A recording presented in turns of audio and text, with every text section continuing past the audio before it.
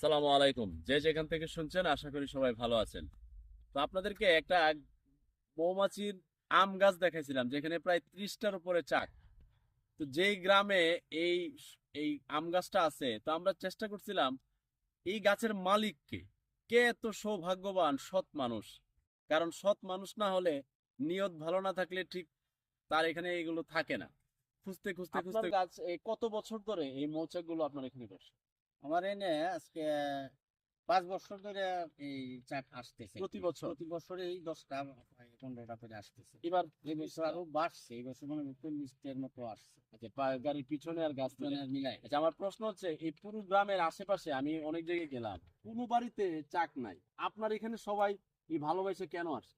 বিষয় হলো এই জিনিসটা এক সততার বিষয়। আচ্ছা, এদের মধ্যে যদি কোনো 2 নম্বরই করে, 2 নম্বর এটা কিরকম 2 নম্বরের মধ্যে মধুর মধ্যে এই শিরা মিশা